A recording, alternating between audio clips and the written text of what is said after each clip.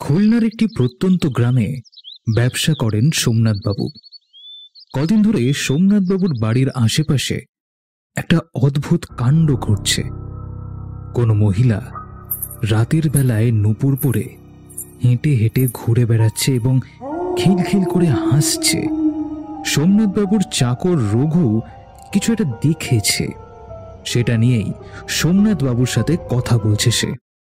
আরে না না, এটা কি করে হয়?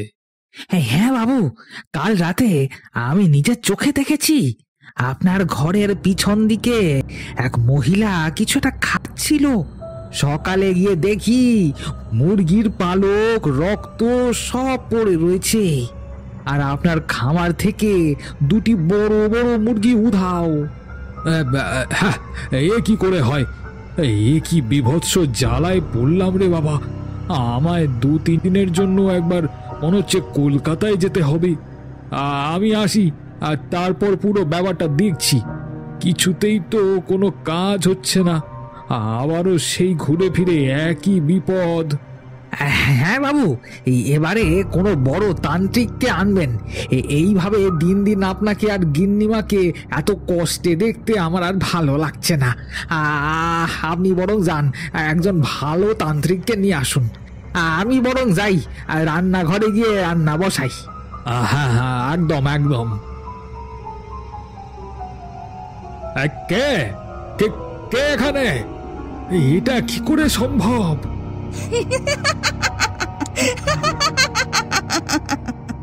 মহিলা খিলখিল করে হেসে ওঠে। তা শুনে ভয় পেয়ে যান সোমনাথবাবু। কলকাতায় কাজ সারা হয়ে যায় সোমনাথবাবুর। তিনি কলকাতায় এক বন্ধুর কাছ থেকে জানতে পারেন এখানে তারানাথ তান্ত্রিক বলে একজন আছেন, যিনি মঠ লেনে বসবাস করেন। তিনি এই সমস্ত অলৌকিক কর্মকাণ্ড খুব ভালো করে সমাধান করে থাকেন। আর যাই বলো ভায়া, বিকেলে এরকম চপ মুড়ি আর চা বেশ ভালো লাগে। আর তার সাথে যদি ঠাকুর মশাইয়ের গল্প হয়, আহা, জমে যায়। তার বলতে আজকে একটা বড় হাড় হিম করা অভিজ্ঞতা হয়ে যাক। হ্যাঁ হ্যাঁ, একদম একদম ঠাকুর মশাই। ঠাকুর মশাই চপ মুড়ি মুখে তুলে নিলেন, তারপর চায়ে চুমুক দিয়ে কিছু একটা বলতে যাবেন, এমন সময় ঘরে প্রবেশ করেন ৪৫ বছরের এক পুরুষ। আচ্ছা, এটা কি তারানাথ তান্ত্রিকের বাড়ি? হ্যাঁ, এটা ওনারই বাড়ি। আপনাকে দেখে মনে হচ্ছে আপনি তারানাথ তান্ত্রিক। আসলে আমি তো জানি না, তাই মানে কিছু মনে করবেন না। হ্যাঁ হ্যাঁ, আরে না, ওসব কিছু আমি মনে করি না। ঠিক আছে, আপনি আসুন আসুন। চারিমা, এই চা বসা আর একটা, তেলে ভাজা আর আম তেল মাখানো মুড়িও নিয়ে আয়। আসলে আমার এই বিকেল বেলাটা চপ মুড়ি আর চা খেতে খেতে আমরা অভিজ্ঞতা বলি, কম তো অলৌকিক অভিজ্ঞতার সম্মুখীন হইনি আমি। আর এই সব অভিজ্ঞতা শোনার টানে এরা ছুটে আসে। আরে এত ব্যস্ত হবেন না, এত ব্যস্ত হবেন না আপনি। আসলে আমি আজকে কিন্তু আমরা ঠাকুর মশাইয়ের কাছে ওনার অভিজ্ঞতা শোনার টানেই ছুটে এসেছি। চিন্তিত মুখে বসে থাকেন সোমনাথ। এই দেখো, আমরা নিজেরাই কথা বলে যাচ্ছি। আপনাকে খুব চিন্তিত লাগছে। বলুন, আপনার কি সমস্যা? আসলে আমার বাড়ি খুলনা। খুলনা? খুলনা মানে তো ওপার বাংলা। হ্যাঁ হ্যাঁ, ও ওপার বাংলায়। বাপরে, আপনি তো অনেক দূর থেকে এসেছেন মশাই। আসলে কলকাতায় একটা কাজে এসেছিলাম, তারপরে আমার কলকাতায় অনেক বন্ধু বান্ধবও রয়েছে, তাদের কাছ থেকে জানতে পারলুম ঠাকুরমশাইয়ের কথা।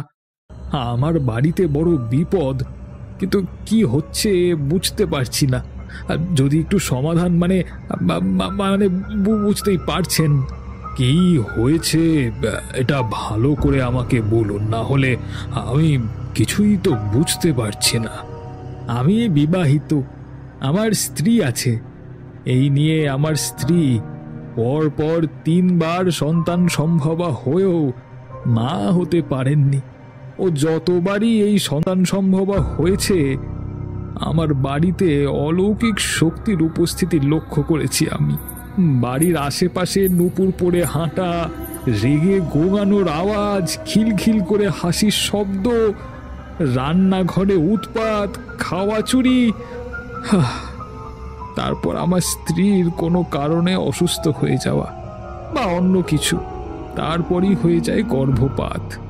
প্রথমবার আমি এটাকে শুধু একটা যোগসূত্র ভেবেছিলাম, কিন্তু যখন আরো দুবার এই ঘটনা পুনরায় হয় তখন বিশ্বাস করেছিলুম কিছু একটা ঘটছে।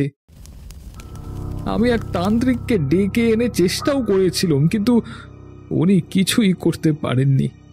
তারপরে তারপরে আগের সপ্তাহে সেদিন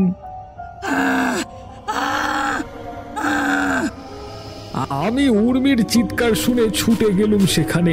ছুটে গিয়ে দেখতে পেলুম উর্মি শূন্যে ভাসছে, চারিদিকে খাবার ছেটানো, রান্নাঘরে সবকিছু লন্ডভন্ড। বাঁচাও আমাকে, বাঁচাও, বাঁচাও আমাকে। উর্মির তখন 6 মাস চলছিল। বেচারি খুব ভয় পেয়ে গিয়েছিল, আমিও ভয় পেয়ে গিয়েছিলাম। হঠাৎ করে সেখান থেকে উর্মি পড়ে যায় মাটিতে।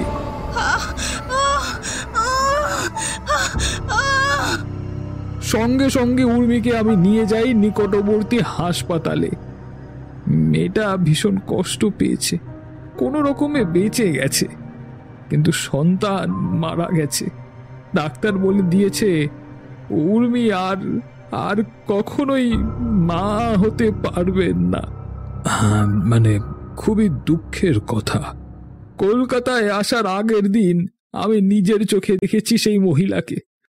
আমি শুধু চাই যে সে কি চায় জানতে, কেন সে আমার পেছনে এইভাবে পড়ে আছে, আমার আর আমার সংসারটা নষ্ট করছে, আমার বউয়ের ক্ষতি করছে। একটা সমাধান চাই ঠাকুরমশাই। আপনি যদি একবার গিয়ে ব্যাপারটা দেখতেন, কেন সে আমাদের সাথে এটা করছে, আমায় আমায় আপনি শুধু ওইটাই জানান ঠাকুরমশাই। আপনার কাছে কৃতজ্ঞ হয়ে থাকবো আমি। আচ্ছা ঠিক আছে, আমি যাব কিন্তু অনেকটা দূর তো, 2 দিন পর রওনা দিচ্ছি। এ বাবা, 2 দিন পরই তো শনিবার, আর তারপর রবিবার। ভেবেছিলুম শনিবার রবিবার এখানে এসে প্রত্যেকদিন একটু গল্প শুনবো, না অভিজ্ঞতা শুনবো, কিন্তু যা আপনি চলে যাবেন। আরে 2 দিন পর তো আমাদেরও ছুটি আছে। আর ঠাকুরমশাই, আমরা যদি আপনার সাথে যাই কোনো অসুবিধা হবে? সোমনাথবাবু বলছি, আমরা যদি ঠাকুরমশাইয়ের সাথে যাই কোনো অসুবিধায় পড়বেন আপনি? আরে না না, একদম নয়, একদম নয়। আপনারা চাইলে যেতেই পারেন, কোনো অসুবিধা নেই। ঠিক আছে, তাহলে ওই কথাই রইল। আমরা তাহলে পরশু দিনই বেরোচ্ছি। আপনারা এলেই আমি খুব খুশি হব। আমি তাহলে আজ আসি। আমাকে আবার বিকেলেই খুলনা ফিরতে হবে। আমি আসি। সতীনাথবাবু বেরিয়ে গেলেন। আমাদের প্রিয় ঠাকুরমশাই চিন্তিত মুখে বসে রইলেন। আপনি এত কি ভাবছেন ঠাকুরমশাই? হ্যাঁ ঠাকুরমশাই, কি হলো আপনার? মধুসুন্দরী দেবীর কৃপায় আমি কিছুটা হলেও সবকিছু বুঝতে পারি, কিন্তু এই ক্ষেত্রে আমি কিছুই বুঝতে পারছি না। ব্যাপারটা এতটা সহজ নয়। আমাকে সমস্ত রকম প্রস্তুতি নিয়েই যেতে হবে। তাহলে আমরা পরশুদিন চলে আসব। অনেক কষ্ট করে আমরা 3 জনেই খুলনা গিয়ে পৌঁছালাম। গরুর গাড়ি আগে থেকেই অপেক্ষা করছিল আমাদের জন্য। আমরা গরুর গাড়িতে উঠে বসি। গরুর গাড়ি চলতে শুরু করে। ঠাকুরমশাই চোখ বন্ধ করে বসে ধ্যান করছিলেন। কিছুক্ষণ পর গরুর গাড়ি এসে থামে। একটা পাকা বাড়ির সামনে সেটা দাঁড়ায়। সোমনাথবাবু বাড়ির ভেতর থেকে বেরিয়ে আসেন। আরে আসুন আসুন, আপনাদের জন্যই অপেক্ষা করছিলাম। আপনাদের আসতে কোনো অসুবিধা হয়নি তো? আয় রঘু, জল শরবত এগুলো নিয়ে আয়। বাড়ির ভেতর প্রবেশ করলাম। বাড়ির বারান্দায় সকলে বসে আছি। রঘু জল নিয়ে উপস্থিত। রঘু যা, গরম গরম লুচিটা ভেবে ফেল। হ্যাঁ বাবু, এখনই যাচ্ছি। আরে এত ব্যস্ত হবেন না, এত ব্যস্ত হওয়ার কোনো দরকার নেই। না না ঠাকুর মশাই, আসলে আমি বলেই রেখেছিলুম আপনি এলেই গরম গরম লুচিটা ভাজা হবে। অনেকটা পথ এসেছেন, খিদেও পেয়েছে নিশ্চয়ই। জানেন ঠাকুর মশাই, কালকের রাতেও আমি সেই মহিলাকে অদ্ভুতভাবে আবার দেখলুম। তার দৃষ্টিটা কেমন যেন একটা, সে আমার দিকে এক দৃষ্টিতে তাকিয়েছিল। কিছুতেই তোকে শান্তিতে থাকতে দেব না, শান্তিতে থাকতে দেব না আমি। কে তুমি? কি চাও? কেন ক্ষতি করছো আবার? তোদের বাঁচতে দেব না আমি, সব শেষ করে দেব আস্তে আস্তে। তার ওই ভয়ঙ্কর মুখে চাউনি আমি ভুলতে পারছি না। কেন যে আমার পেছনে পড়েছে, কি তার উদ্দেশ্য, আমি কিছুই বুঝতে পারছি না।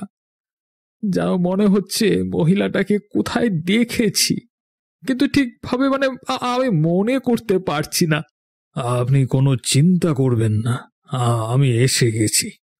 ব্যাপারটা আমি এবার ভালো করে ভেবে চিনতে তারপরই কাজে নামব। আমরা কথা বলতে বলতেই আমাদের সামনে চলে এলো গরম গরম লুচি, আলু ভাজা আর পায়েস। আমরা মহা আনন্দে খেতে শুরু করলাম। সূর্যাস্তের কিছুক্ষণ আগেই আস্তে আস্তে কালো মেঘ আকাশে ছেয়ে গেল। কিছুক্ষণ পরেই শুরু হলো ঝিমঝিম করে বৃষ্টি। আমি আর কিশোরী ঘরের ভেতরে বসেছিলাম। ঠাকুরমশাই আর সোমনাথবাবু বাইরের বারান্দায় বসেছিলেন। হঠাৎ করেই শুনতে পাই এক মহিলার চিৎকার। আমরা সকলেই এসে চিৎকার লক্ষ্য করে সেই ঘরে গিয়ে প্রবেশ করলাম। ঘরের ভেতরে একটা মহিলা যন্ত্রণায় ছটফট করছে। সোমনাথ এগিয়ে গেল সেদিকে। কি হয়েছে উঠবি? আর কোনো ভয় নেই, ঠাকুর মশাই চলে এসেছেন। কেউ কিচ্ছু করতে পারবে না, আমি তোদের বাঁচতে দেব না, শান্তিতে বাঁচতে দেব না আমি। সোমনাথের স্ত্রী উর্মি বিছানার উপর উঠে বসে, তারপর নিজের হাত দিয়ে নিজের শরীরে আঘাত করতে থাকে। নখের আঘাতে চারিদিক ছিঁড়ে যায়, রক্ত পড়তে থাকে সেই ক্ষতস্থান থেকে। কি হচ্ছে ঠাকুর মশাই? উঠবি, উঠবি। ও আর উর্মি নেই, ওর ভেতরে প্রবেশ করেছে এক অতৃপ্ত আত্মা। তারানাথ চোখ বন্ধ করে বিড়বিড় করে মন্ত্র পড়তে থাকে, আর গলার থেকে তার রুদ্রাক্ষের মালাটা খুলে উর্মির গলায় পরিয়ে দিতেই উর্মির শরীর থেকে একটা কালো ছায়া বেরিয়ে ঘরের কোণে দাঁড়িয়ে থাকে। কাউকে ছাড়বো না, কাউকে ছাড়বো না, আমি সবাইকে শেষ করে দেব। ততক্ষণে উর্মি মাটিতে লুটিয়ে পড়েছে। সোমনাথ উর্মিকে নিয়ে ব্যস্ত হয়ে পড়ে। হঠাৎ করে শোনা যায় বাড়ির পেছন দিক থেকে এক ডানা ঝাপটানির শব্দ। একসাথে শত মোরগ যেন ডেকে উঠছে বারে বারে। রঘু ছুটে আসে এই ঘরে। হ্যাঁ, মুরগির ঘরে, মুরগির ঘরে সেই মহিলা বাবু। ঠাকুরমশাই আবারও ছোটে বাড়ির পেছন দিকে। মুরগির খামারের ভেতরে বসে আছে এক মহিলা, ছিঁড়ে ছিঁড়ে মুরগির মাংস খাচ্ছে। ঠোঁটের কোণ থেকে বেরিয়ে পড়ছে রক্ত। মেরে ফেলবো, মেরে ফেলবো সকলকে। অত্যাধিক রাগে ক্রোধে দুটো মুরগির গলা টিপে অদৃশ্য হয়ে যায় মহিলা। সঙ্গে সঙ্গে ঠাকুরমশাই রঘুকে বলে, রঘু, রঘু তুমি নুন নিয়ে এসো। রঘুও রান্নাঘর থেকে নুনের পাত্র নিয়ে আসে। সেই নুন মন্ত্র পড়ে ঠাকুরমশাই সারা ঘরের চারিদিকে ছড়িয়ে ছিটিয়ে দেয়, যাতে কোনো খারাপ শক্তি ঘরের ভেতর প্রবেশ না করে। এই নুন অপশক্তিকে ঘরের ভেতর প্রবেশ করতে দেবে না, তার সাথে আমার মন্ত্রও রয়েছে। কিন্তু তোমার সাথে আমার কিছু কথা আছে। ঘরের ভেতরে চলো সোমনাথ, আর কোনো ভয় নেই। যতটা দেখে মনে হচ্ছে এই শক্তি কোনো কারণে তোমার উপরে খুবই ক্রুদ্ধ। তুমি কি কখনো কারো ক্ষতি করেছ? সোমনাথ চিন্তিত মনে বসে থাকে। কিন্তু একটা কথা ভেবেও বলতে পারে না সোমনাথ। আমাকে যদি তুমি সবটা না বলো তাহলে কিন্তু আমি কিছুই করতে পারবো না সোমনাথ, কাউকে বাঁচাতেও পারবো না আমি। সোমনাথ চুপ করে যায়। কিছুক্ষণ পর সোমনাথ বলে, আমি যেই দিনই প্রথম ওকে দেখেছি আমি চিনতে পেরেছি, কিন্তু আমি এই যে। চিন্তা করো না সোমনাথ, আমাকে সবটা বলো, কিছু লুকোবে না। সোমনাথ অনেকক্ষণ চুপ করে বসে থাকে, তারপর বলে, বিশ্ববিদ্যালয়ে পড়ার সময় একটা মেয়ের সাথে আমার পরিচয় হয়। মেয়েটার সাথে আমি ঘনিষ্ঠ হয়েছিল, তারপরেই আমাকে ফিরে আসতে হয়েছিল খুলনাতে। তারপর থেকে ওর সাথে আমি আর কোনো যোগাযোগ করে উঠতে পারিনি। অনেক দিন পর যখন আমি ফিরে গেছিলুম, শুনেছিলুম ও অন্য কোথায় যেন চলে গেছে।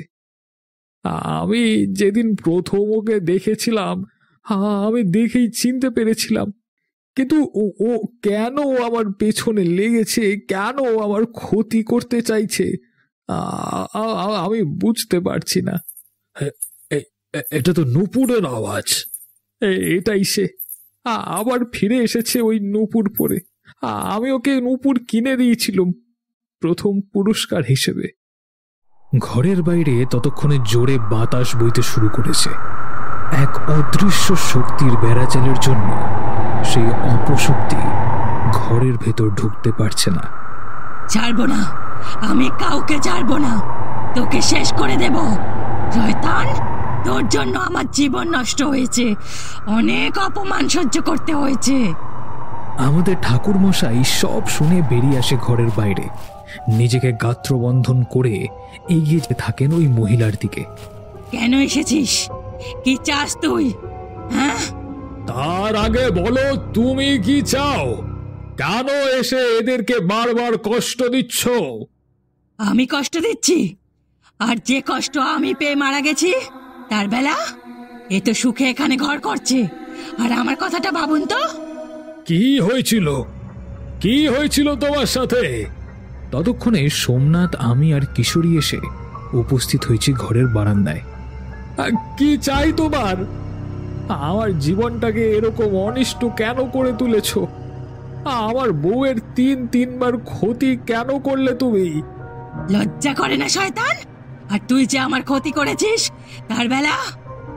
আমি তো 1 বছরের মধ্যে তোমার বাড়িতে যাই, কিন্তু কাউকে দেখতে পাইনি, তোমাকেও খুঁজে পাইনি। 2 মাসের কথা বলে 1 বছর কি করে পারলে তুমি? তোমার জন্য আমি গর্ভবতী হয়ে পড়ি। আমি কত চেষ্টা করেছি তোমার সাথে যোগাযোগ করার, কিন্তু কোনো উপায় ছিল না। আস্তে আস্তে পাড়া প্রতিবেশী, বাবা মায়ের লাঞ্ছনা খেতে খেতে আমি গলায় দড়ি দিই। বেঁচে গেছিলাম, হাসপাতালে ভর্তিও ছিলাম আমি, কিন্তু পেটের সন্তানটা মারা গেছিল। তখনই আমি প্রতিজ্ঞা নিয়েছিলাম তোমাকে শেষ করব। হাসপাতালের ছাদ থেকে ঝাঁপ দিয়ে আমি আত্মহত্যা করি। কি বলছো তুমি? আমি তো এইসব কিছুই জানতাম না। তুমি আমার সন্তানের মা হতে গিয়েছিলে? একবারও তো খবর নিসনি শয়তান, তোকে আমি ছাড়বো না। প্রেতাত্মা এগিয়ে এসে সতীনাথকে স্পর্শ করতে চায়, কিন্তু এক অদৃশ্য শক্তির প্রভাবে সে দূরে ছিটকে পড়ে। না না, এটা কি হচ্ছে আমার সাথে? এটা আমি মেনে নেব না। তুমি এখন কি চাও মা? সোমনাথের মৃত্যু, ওকে আমি শান্তিতে থাকতে দেব না। ততক্ষণে সোমনাথ কান্নায় ভেঙে পড়েছে। আমাকে আমাকে ক্ষমা করো, না আমাকে ক্ষমা করো তুমি। আমি কখনোই চাইনি তোমার জীবন আমার জন্য নষ্ট হোক।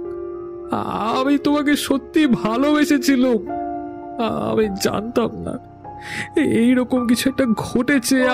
আমি জানতাম না। সব সময় ভাবতাম তুমি বুঝি আমাকে ছেড়ে চলে গেছো।